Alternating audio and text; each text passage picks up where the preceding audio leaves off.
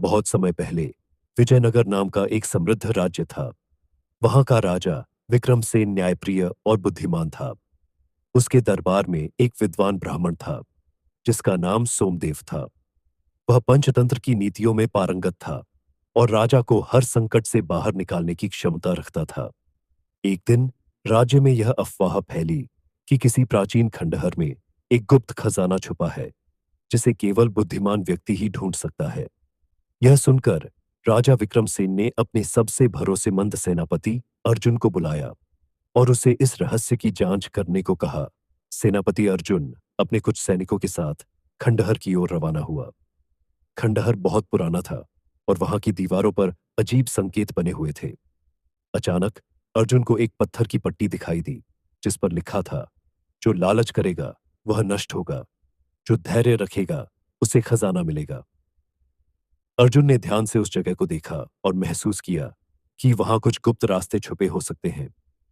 तभी उसके साथ आए एक सैनिक ने लोभ में आकर दीवार में लगे एक शिला को खींचने की कोशिश की और अचानक पूरी दीवार ध्वस्त हो गई। वह सैनिक वहीं दबकर मर गया।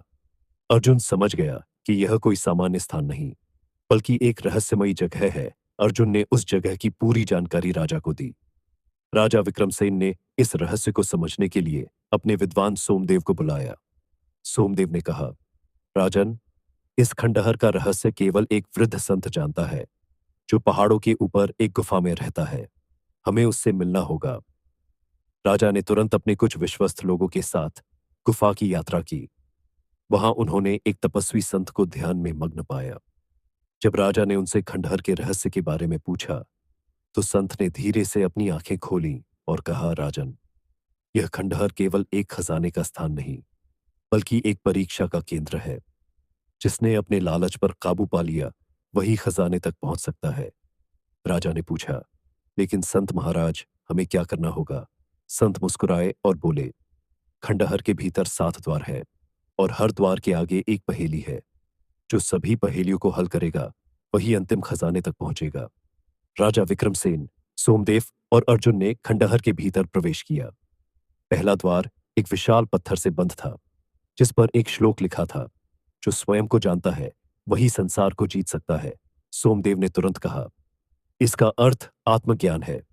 जब हम स्वयं को पहचानेंगे तभी द्वार खुलेगा। जैसे ही उन्होंने यह कहा, पत्थर का द्वार अपने आप खुल गया। दूसरे द्वार पर एक अजीब आकृति बनी थी जो 2 भागों में बंटी हुई थी। उसमें लिखा था, जो अंधकार को मिटा सके वही आगे बढ़ सकता है। राजा ने समझ लिया कि यह ज्ञान की परीक्षा है। उन्होंने एक दीपक जलाया और द्वार अपने आप खुल गया। तीसरे, चौथे और 5वें द्वार पर भी इसी तरह की पहेलियां थीं, जिन्हें सोमदेव ने अपनी बुद्धिमानी से हल कर लिया। अब अंतिम द्वार बचा था। वहां एक विशाल सोने की मूर्ति रखी थी जिसके हाथ में एक संदेश लिखा था, जो इसे छुएगा वह पत्थर बन जाएगा, जो इसे छोड़ देगा वह धन्य होगा। सेनापति अर्जुन और राजा के कुछ सैनिक इस परीक्षा को समझ नहीं पाए और उन्होंने मूर्ति को छूने की कोशिश की। देखते ही देखते वे पत्थर बन गए। राजा और सोमदेव भयभीत हो गए। सोमदेव ने राजा से कहा, राजन, यह अंतिम परीक्षा है। यह हमें यह सिखा रही है कि यदि हम धन के लोभ में पड़ गए तो हमारा नाश निश्चित है। राजा ने मूर्ति की ओर देखा और प्रणाम किया, लेकिन उसे छुआ नहीं। अचानक मूर्ति गायब हो गई और एक गुप्त दरवाजा खुल गया।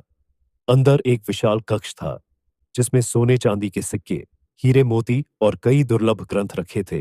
राजा विक्रमसेन ने खजाना लेने के बजाय वहां रखे ग्रंथों को पढ़ा।